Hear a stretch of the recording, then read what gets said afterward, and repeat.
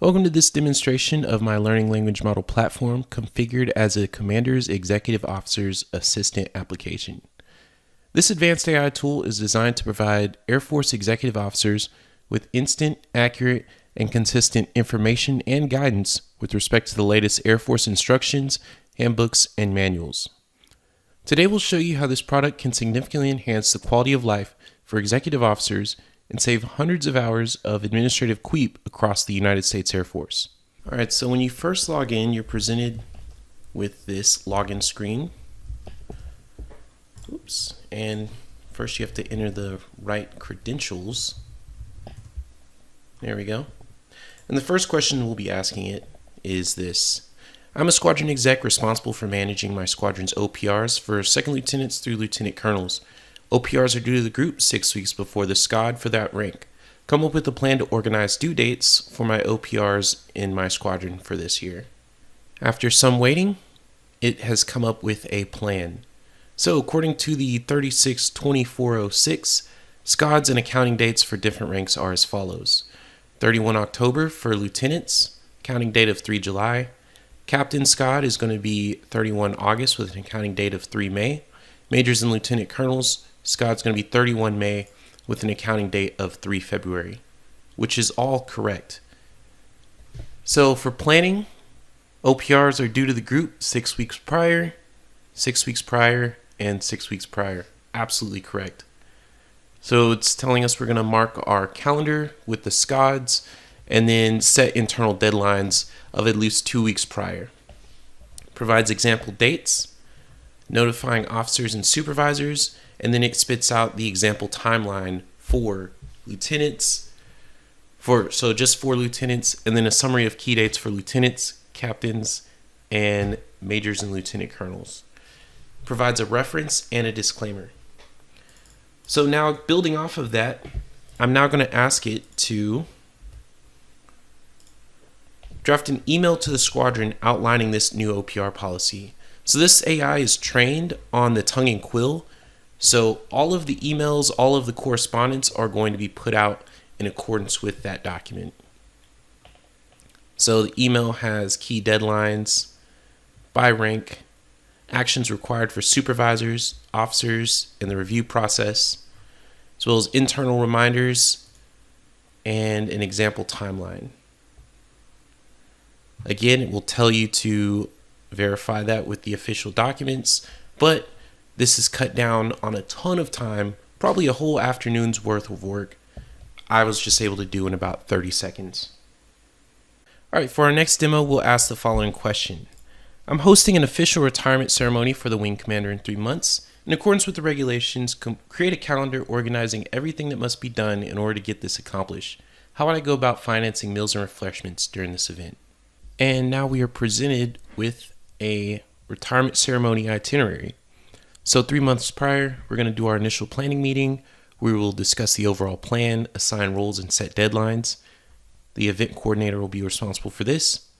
We'll assign a finance officer, and we will come up with a budget 3 months prior with the budget for the ceremony, including invitations, decorations, and any other expenses. 2.5 months prior, we need to book the venue. That'll be on the event coordinator. And we need to come up with a initial guest list as well. 2 months prior, we'll be sending out invitations to guests. With the regulation, the DAFMAN 65605 Volume 1, Section 519.4.1 is going to tell us that invitations, announcements, and programs for these ceremonies can be printed on personal computers with existing computer software and agency purchased cardstock, but will not be procured from commercial services, including DAPs. Next, we need to coordinate with the Honor Guard. Again, the regulation from that's going to be the 65605 Volume 1, Section 519.4, saying local Honor Guard and Department of the Air Force band elements may support and perform at official retirement ceremonies. About 1.5 months, so 6 weeks out, we'll finalize the program, finalize the order of events and program details, and confirm attendance with VIPs and key participants. 1 month prior, we'll plan the rehearsal, schedule a plan, and order decorations and supplies. 2 weeks out, we'll do our final rehearsal with all participants, confirm catering, and confirm the catering arrangements. That'll be on the logistics officer. 1 week prior, we'll do our final checks, and the day of the ceremony, we'll set up the venue and execute the ceremony. As far as financing, the 65605 Volume 1, Section 5.20 says that we cannot provide food, drink, or entertainment for military members, blah, blah, blah, for cases except authorized by law. Pretty much it's going to tell us that we cannot use appropriated funds to finance meals and refreshments for retirement ceremonies. However, we can refer to the AFMAN 34201, Chapter 12, which provides guidance for special morale, welfare, and recreation funds, which I would go ahead and look into that to see if we can get funds that way. All right, so my next question is, what roles will need to be assigned in the initial planning meeting? And here we go. So it comes up with some key roles: event coordinator, finance officer, protocol officer, logistics, public affairs, honor guard coordinator, band coordinator, rehearsal coordinator, catering, guest liaison, and program coordinator. So a lot of these roles can be, grouped under one person. However, we now have a list of 10 roles that we can assign to individuals and delegate those responsibilities that way. All right, so this next question is draft a program for the retirement ceremony. Draft program.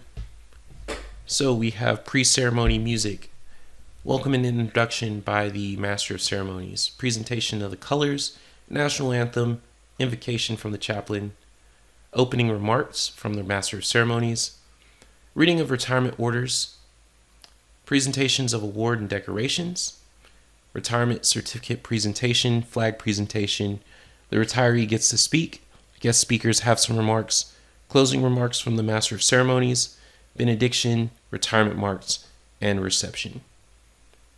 Dress code, RSVP details, everything's done.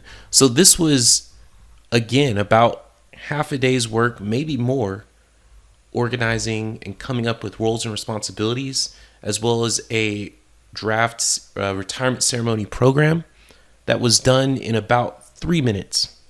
This is going to significantly improve the quality of life for executive officers across the Air Force. So for our final demo, we're going to draft an ESSS to the Dyess Air Force Base Wing Commander requesting approval to host a car show on base. We're going to route the ESSS from the squadron level through the OSS, the group, and then ultimately up to the wing. We're going to include additional coordination with all other relevant base agencies to include security forces and PA. So this draft follows the guidelines outlined in the tongue and quill. So we have our to, from, and CC block, as well as subject and date ready to go. We have our coordination block with everybody that we need to send this to, and our staff summary sheet. So it's going to be us with the suspense date. We have a purpose, a background, a discussion, views of other, and a recommendation to approve the car show to be hosted on Dyess Air Force Base. We also have a signature block and tabs. So here's something cool. So now that we have to come up with a public affairs plan. So I'm going to say draft an MFR of the public affairs plan for the base car show. So now we have a MFR for the public affairs plan for the base car show. So for this MFR, we have a purpose, we have a background. Car show is scheduled for a proposed date at proposed location at Dyess Air Force Base. We have objectives. We have a strategy, media engagement, internal communication, community outreach, partnering with local organizations to spread the word, engage with local car clubs and enthusiasts to promote the event, as well as responsibilities, saying, PA, we want you guys to do these things. The event coordinator will do these things. Security forces will do these things, as well as a timeline. 4 weeks prior, we're going to do this. 2 weeks prior, do that. 1 week before, do this. So as a point of contact and your signature block. As you can see, we drafted an MFR immediately, and then we can simply edit some things, push it to the PA office, and we just saved tons of hours worth of work coming up with and brainstorming how to get this MFR drafted in about 30 seconds. As a final point in this demo, with an administrator account, you have access to the Manage Documents tab. Under this tab, you're able to manage all the documents that this AI is trained on. So let's say we want to update the AFI 1-1. When we go to delete, the AFI 1-1 has now been removed from this AI's memory, so it can no longer quote or provide any information regarding the AFI 1-1. So if we want to upload that, we can upload the more current AFI 1-1 and select Upload File. And now, as you can see, the file has been successfully uploaded to the vector store, which means that the AI has ingested that document, interpreted it, and has now added everything in the AFI 1-1 to its memory base. And it can now provide guidance and knowledge based on the information found within that PDF. To wrap things up, I've developed the front-end, back-end, learning language model, and database management tools seen in the demo using a combination of prompt engineering, API calls, Python, and JavaScript. I've consulted with my local JAG office, the United States Air Force Intellectual Property Office, and the Secretary of the Air Force Deputy Director of Intellectual Property Law to ensure legality with this project with respect to usage of official Air Force documents. Current limitations are that for demo purposes, I can only use documents that are publicly available via the ePublishing website, which are marked releasability. There are no releasability restrictions on this publication. When working with clients, I'll need to be provided with TOs, syllabi, and other desired documents under an official use agreement in order to process into the vector store. If you're interested in this project, please reach out to me via my email on the screen or in the description below. And until next time, I will see you later.